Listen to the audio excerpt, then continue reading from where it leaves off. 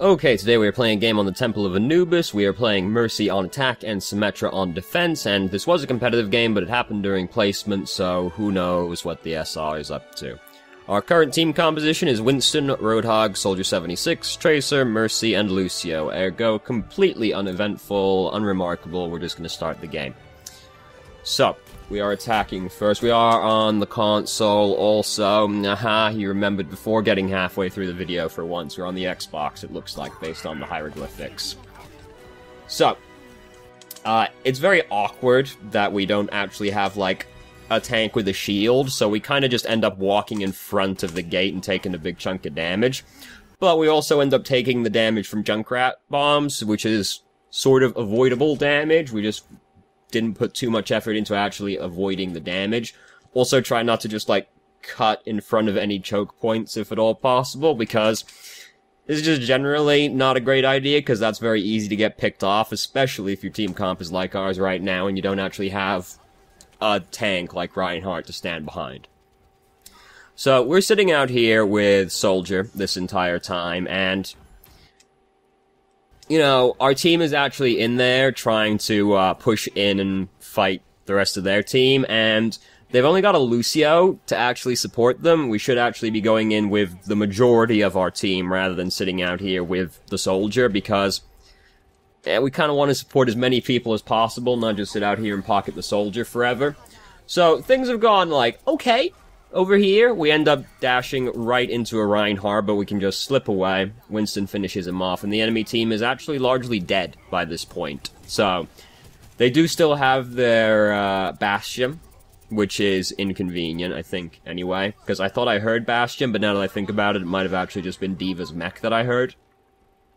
Now we have a Doomfist, so that's very exciting, especially versus a team with a Bastion on it, who tends to fuck Doomfist pretty badly. So we decide that we're just gonna use Valkyrie right here, which is fair enough. We're in the middle of a team fight, it looks like we might not win the team fight, so we do want... I mean, we haven't lost the team fight, but we certainly haven't won the team fight yet, so we do want to use our ultimate now. But with who we choose to res, we decide that we're gonna res Lucio, but I would actually res Soldier, because Soldier has also died. And Soldier is slightly more important to us right now, because we're using Valkyrie, so we're gonna support our team just fine by ourselves, assuming we don't, like, suddenly die, but hopefully that doesn't happen, you know? So we don't actually need the Lucio to actually, like, help heal people or speed boost people. What we really need now is actually just more damage to help, like, ensure the enemy team dies. Soldier is also probably pretty close to his ultimate at this point. Like, my computer's dying, like, don't worry about it, like, it does this. Maybe it's because it's, like, not been turned off for the last, like, 3 weeks, you know, don't worry about it, just, it does this sometimes now. So, either way, though, we end up winning this fight, no big deal, enemy team is gone. We did end up having to use a few ultimates to actually make this happen, so we are not going to get the straight snowball on the enemy team, unless they, like, stagger themselves in the worst possible way, which they don't actually end up doing. So, we're not going to straight snowball them, though, because we used too many ultimates to actually, like, make that happen. So, Lucio almost died, which is very sad, of course. Don't heal people at full HP. That's the same as your beam being turned off. Be damage boosting somebody if you're not healing them. This is too deep. This is too deep. We go in real deep to try and res Tracer, and, like, it's not worth it. Like, we're more important than Tracer as Mercy. If, like, a Genji or a Tracer die, or, like, even a Reaper, if they die in, like, some back-asswards location that you can't realistically get to, don't go in to try and res them, because you're more important than them. If they died because they're stupid, just, like, let them deal with that themselves. We are duoed with the Tracer, which might have sort of encouraged that behavior, but, like, it wasn't, we shouldn't have done that. We just GA into the entire enemy team and get killed as a result before we can get back out. We almost did get back out, which would have been, frankly, very upsetting to me if we actually got away with that, but there is some justice in the world, thankfully. So, Soldier's dead. We're playing Mercy, so we can just res the Soldier. That's fine. Winston's going in, and, he's in there basically by himself. It's not exactly the most well-coordinated. This is a very awkward situation that we end up in right now, where, yeah, Reinhardt's just kind of out there. So, we just leave, basically, which is, like, fair enough. Like, he just kind of charged out of the gate. Most of our team is dead at this point. Bail on the Tracer. Just, like, it's not gonna work. We're sitting here hanging out with this Tracer, and, like, that's great and all. We aren't gonna win the fight with just us and Tracer. We should have just, like, ditched her as soon as, like, we lost most of our team. We end up getting away regardless, which is nothing short of actually miraculous. Here's Junkrat. He's like, really after us right now. Oh god, there he is again. We just slipped past him. He didn't suspect a thing. Like, it's probably because we were doing with the Tracer that we did that, but, like, just ditch her. Just ditch her. The fight's not gonna work, and you don't want to just end up dying. Fortunately, we didn't die. Soldier's asleep in here. We lost Lucio. I would just ult to res the Lucio, and we do this anyway. We just end up thinking about it for a while.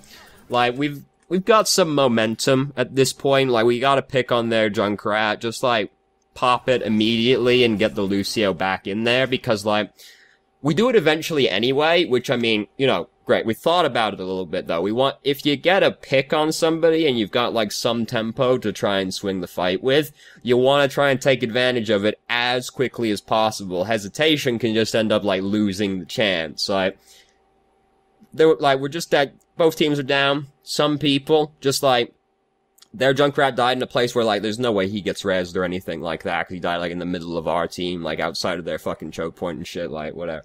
Just, like, do it, snap decision, just like, alright, we've got the advantage, I'm gonna res this Lucio, and we're just gonna get in there right now. It's very important to just, like, make decisions quickly in Overwatch, because Overwatch is a very fast-moving game. If you take too long to think about things, then you just end up usually losing the opportunity altogether. So, we ended up losing all of our team very quickly, of course, which is sad, obviously. Junkrat actually sent his tire out of the spawn. Again, just, like, ditch the Tracer, because now we've ended up in this situation where, like, and then just, like, die quicker, frankly. Like, again, just ditch the Tracer, don't, like, even be in this situation, because, like, whole team's dead. Tracer shouldn't be doing that. Tracer's trying to make big plays, 1v6, it's not gonna happen. And we double down on it, but, like, don't do this at all. But if you're gonna do this, then just, like, accept that you've died, right? Because now we just drag our death out even longer, and now our death is just gonna end up more staggered than it had to be as well. Like, we shouldn't have done it to begin with, but once we make the mistake, just, like, accept that you made the mistake and you're gonna die now, and die quicker. Because now your team is regrouping outside the checkpoint, and you're only just respawning now. Which is the worst possible thing that can happen, because that just ends up wasting the maximum amount of time possible. So, we have a Torbjorn now, which is very exciting, of course. Here he is, trying to build a turret outside of the choke point, which, I mean, is his decision. If he wants to do that, I guess, you know. So now also our only tank is, Roadhog, which is quite sad, also. But our Soldier has just managed to kill 3 of their team, without even using an ultimate. So, this is just, like, fucking hope we win this fight, right? Like, it's very sad. We have a Torbjorn, of course. There goes the tire, and look at that. Junkrat saved it. Soldier made the play. He killed 3 people without even using his ultimate. It's like, fuck, I hope we win this fight. And then Junkrat's like, nah, actually, I'm just gonna kill your entire team in, retribution, and now, yeah, what are you gonna do about it? Well, we're gonna get fucked. That's what we're gonna do about it. Very sad. Soldier's dead, we just res him again. They have a Widowmaker now, so that's very scary, because she can one-shot us. Their Junkrat's dead again, because his positioning is fucking awful. The Widowmaker's just, like, up there, shooting at us right now. So, because there is a Widowmaker now, and we know that she's, like, hanging out up there, because we can see the bullets, like, sit flush against this wall right next to us, because if we end up, like, drifting away from it, Widowmaker can actually see us if she's on, like, the opposite, if I point at the right skin, if she's on the opposite end, should actually be able to see us, and we don't actually want to give her any opportunity at all to one-shot us. So, just, like, press flush against the wall so that she can't see you at all. Now, tether to that soldier, like, immediately, because he's using tac visor. You want to make sure the soldier kills people with tac visor. It's a very scary ultimate. We've also got our Torbjorn coming in with Molten Core, because, you know, that's what happens in this game, right? There's their Bastion. We just kinda... Here's Zenyatta, you know, this is very inconvenient. If only he did that while his team was still alive, right? You know, maybe this fight would have gone better for them, but we just kind of bowl over them, and now we're in the sky, using Valkyrie, having a great time. Oh, Junkrat, once again.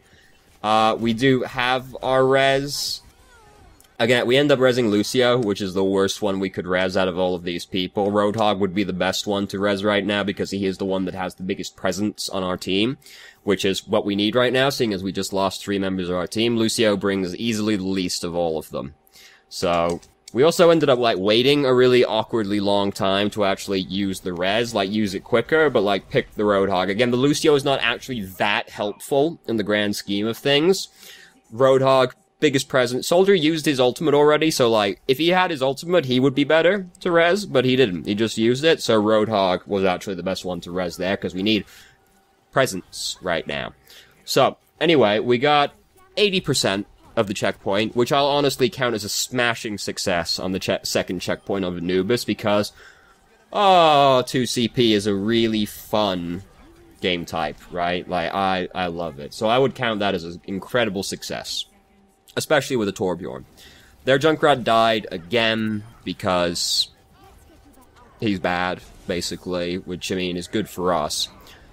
We managed to dodge the hammer down because he ended up, like, delaying it by hopping, and then, like, gave us enough time to get out of the way. So, in this situation, this is one of the situations where you actually want to just turn tail and start running away. Because, fun fact about Overwatch, if you're moving backwards, you actually move slower. You move at 90% of your regular move speed going backwards. So, if you're getting ran down by a Reinhardt, if you're backing away, like, facing him and backing up, he's actually going to gain on you. So, in this situation, you actually turn and run away, because you don't want him to get up to you. We end up, like, dashing past him and just barely get away with it anyway, and our team has actually been winning the fight over here, so great, didn't even really matter. Excellent. So, thus ends the Mercy section of the gameplay. We are now going to be playing Symmetra for the rest of the game. Boy, look at that team comp. Isn't that exciting? Hopefully they don't, like, kill any of us once, so that's going to be pretty terrible, you know? So, where have we put our turrets? Because this is actually important information. We have put them around the choke point as one does. Fair enough. Pretty inconvenient locations for them, so that's good. The part of playing Symmetra is building up your ultimate as quickly as possible. So you usually want to put some out in the way that they're like, the enemy team is... You want to get out here, like, as quickly as possible, so that you can put some turrets around where the enemy's gonna attack from as quickly as possible, because they'll tase people as they're walking up, and they'll get you a little bit of ult charge before they get broken. And then, as long as you do it quickly enough, as they're breaking the turrets that are up like the advanced turrets, as they're breaking them, you can just replace them back where you actually want the defensive line of turrets to be. And then you just get, like, a little bit more ult charge, and part of playing Symmetra is building your ultimate as quickly as possible, so... We throw a few orbs out, and look at that, we got 66% already. Didn't really need to throw that shield out, it's a pretty long cooldown, and pretty important for, Symmetra, a little bit of a hiccup in the recording there. Just kind of threw it out for no reason, and look at that, we've almost got our ultimate 30 seconds in. This is as it should be for Symmetra. Try not to cut in front of the choke point like that if at all possible. And again, we just kind of, like, threw our shield out for no reason. Like, as you're going, if you're gonna do this, just, like, throw an orb out there. Like, it doesn't even need to be particularly charged, because, like, you only need a little bit more ult charge right now. So, that you just tap someone with, like, even, like, a minimum orb, and it would get something. So, we're now back up here with our team. Someone's over here. It's Genji. Yeah, we go for, like, a pretty interesting location to put our, teleporter. 'Cause we're gonna do some sick parkour, watch this. Whoa. Oh shit. So, here's why this is actually bad, though, right? Because we know their team has a Genji, because we just saw him, and Genji can get up to there very easily. He can just, like, hop up through the windows inside the health kit room and be right on top of our teleporter, and that's a very inconvenient location for us to get to protect our teleporter, because we have to do this parkour move to get there. So if Genji's up there breaking it, and we can't, like, do that maneuver to get up there, we can't do anything to stop him breaking the teleporter. Or even just, like, if they had, like, a diva or something like that do the same thing, we can't stop them. So, like, yeah, it's an unusual location, but it's not actually helpful, because they'll still find it very easily, because it's close to a normal area anyway, so they'll just see it on the way. They can get to it very quickly, because they can just go up through the health kit room, up in one of the holes to get to it, and that's inconvenient for us to get to if we need to protect it, or when we need to protect it, because the enemy team is probably gonna try and break it, so not a great idea. So, now we're basically really greedy for a long period of time, where we just, like, hang out in the street for, like, this feels really good. Like, we bully oh god, oh Jesus, that must have felt terrible. But, like, we're being so greedy. We're fighting in the streets in Anubis, and, like, you're not allowed to do that as the defending team. That area down there is no man's land, because it's really hard to retreat. That's basically the entire thing. It's really hard to retreat in that area, because you've got one option, is if you don't have any mobility as Symmetra. You've got one option, and that's just to go back through the archway, basically. You're gonna get killed. If you don't just get, like, randomly picked off because you're hanging out in the street, you know? So, like, it's mad greedy to try and fight down there, basically. Don't do it. So, we chose not to use our teleporter because, we thought we could get back just before anything really happened, which is, if you can save a charge on the teleporter, you do want to. It ends up being that it all kind of fell apart very quickly, but you can't know that's gonna happen, so. High Noon happened. We didn't make much effort to locate High Noon, and then try to actually get out of the way of it, because we heard it start, and then we just kind of, like, kept going at this dude, and then got killed by High Noon. We probably died regardless, but there was a barrier, there were some walls, we could have made an effort, at least, to get out of the way. So we lost the first checkpoint. Not exactly unusual on Anubis. So we are now setting up our turrets. That one's not very good, because they'd actually be able to see it as they're coming up the center, because it's like curves around it a little bit. So we now need to build up our ultimate again as well, which is very sad. We don't actually have all of our turrets down right now, because a couple of them have gotten broken. Put some turrets down, dog, you know? You want turrets out there, because that's kind of Symmetra's thing, you know? And also, like, doing a lot of damage. So we have our ultimate now.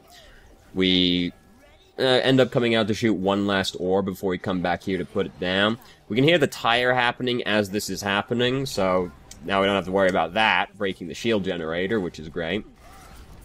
Here's Reinhardt. Oh, he doesn't suspect a thing. He shouldn't have been doing that. Oh, got it. Nice. So, this is the dream right now. We've got a Torbjorn and a Symmetra. So, now we've got shield generator and armor, which is absolutely insane, because the armor goes under the shields, which is obviously great. Armor damage reduction actually applies to shields as well. So, if you've got shields on top of your armor, it's like the best situation possible, because you still get the damage reduction. So, basically, we're really fucking hard to kill now. Just also, like, on a more base level, we're a Symmetra with 350 HP. That's almost a Zarya in terms of HP. That's insane. So this is the dream. If we're, like, he's not allowed to do that. Like, their Reinhardt's got some interesting ideas on how you're meant to play Reinhardt. This is the dream situation for, Symmetra. Like, that's not a great place to put a turret, because you can actually see it from down in the choke point as well, because it's like, you can just see it straight up. You don't want them to be able to just break it before they even, like, see it. Before they have to come into it, I should say. So they have a Winston, which is, of course, inconvenient for us, but the rest of our team counters Winston, so it's probably never going to be that much of an issue.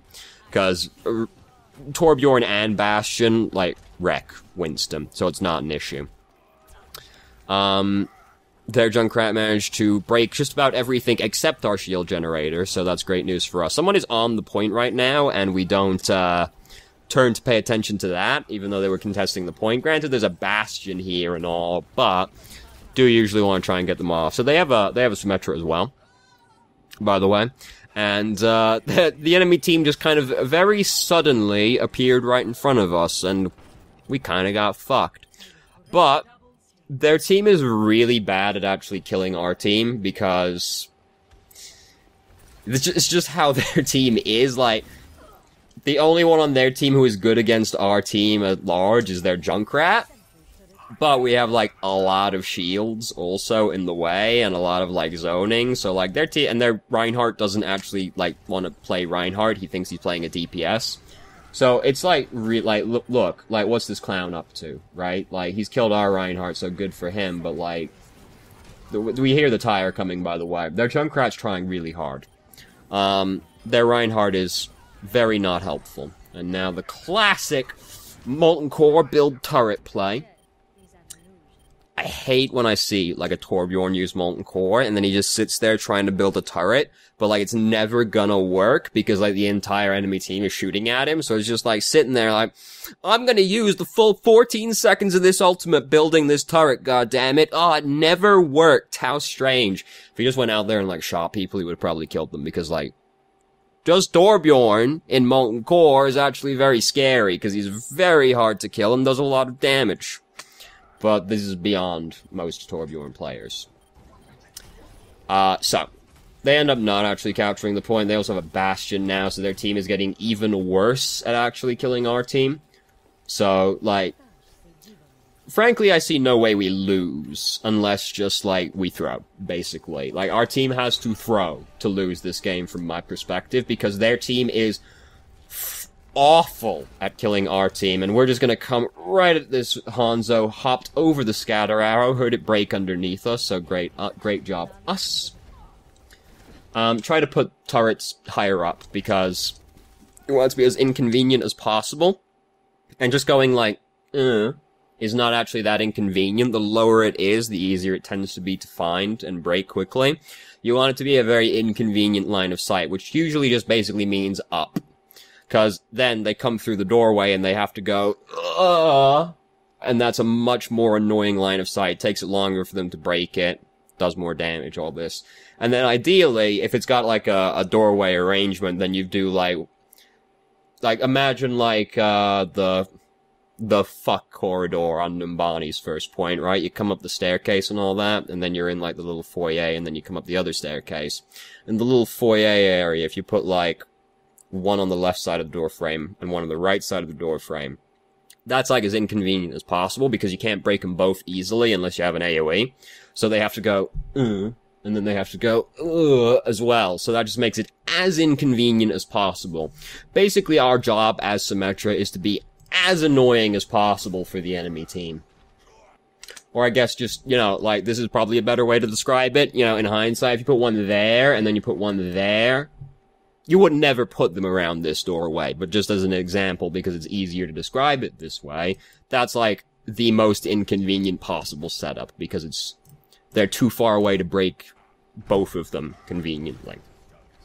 So their Reinhardt's over here still being bad at the video game, as is his team at large. He also wasn't interested in us, even though we're the one that's actually going to kill him there. Their Symmetra is in our spawn, which is very interesting.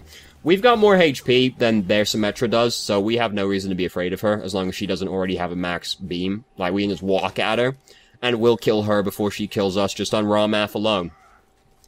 Because we just flat out have more HP. So here's their Sombra, and we started putting down a turret, like, you know, kill her first before putting down the turret, whatever. Her translocator's right there, she ain't going anywhere. We've got 350 HP, we're basically immortal. Especially since their team actually keeps getting worse at killing our team, because now they have a Doomfist as well. So, like, just when you think their team can't be worse at killing our team of static defenders, it actually gets worse. They could just, you know, pick Pharah, pick Roadhog, Junkrat, these things, you know, Hanzo is pretty good against teams like this, because you fire at the your ult at the static defenders, and then they're like, oh fuck, well now I gotta get up and move, you know? Like, this, the enemy team is making it very easy for us. Like, even now, it's like, even though this kinda looks like it's going badly at first glance, they just flat out can't win. Like, it's just not feasible for their team comp to kill our team comp unless we throw as hard as physically possible. Like, we'd have to basically stop attacking them to actually lose a fight. It's like, even though it kind of starts looking bad, I'm like, no, there's no way. They can't do it. It's just not feasible for them to do it on a compositional level. Yep, this is a productive use of my time. I'm gonna, gonna hit my turret a little bit more. Oh, a classic Torbjorn play of the game. That was pretty brutal, though. Just turns around, just like, pat right into her.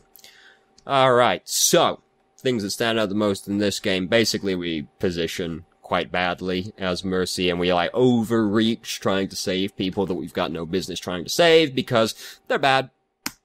Just, let them wallow in their own badness. Don't put yourself in mortal peril trying to save them. And then Symmetra, like some inefficiency with turrets, basically. Our teleporter location was pretty bad because it was inconvenient for us to get to, but not inconvenient for the enemy team to get to. And it was close to a commonly accessed area anyway, so that was like the thing that stood out the most with Symmetra. And then there's like the turret inefficiencies, which is relatively minor, but will matter over like a long period of time. Like, it's one of those things that's like, yeah, the turrets, like the advanced turrets get you like 5 ult charge or something. It's like, when is that ever gonna really matter? Sometimes it does matter, that 5%. And like over like 100 games, that might change like 5 games or something like that over that period of time, and then it actually starts adding up eventually. And like, that still also doesn't sound like much, but like, the idea is you want to get as many wins as possible, so like these slight efficiency increases do matter over a long period of time. So, thank you very much for watching if you did. If you have any questions, feel free to ask. I'm more than happy to answer, and I hope you found the video helpful.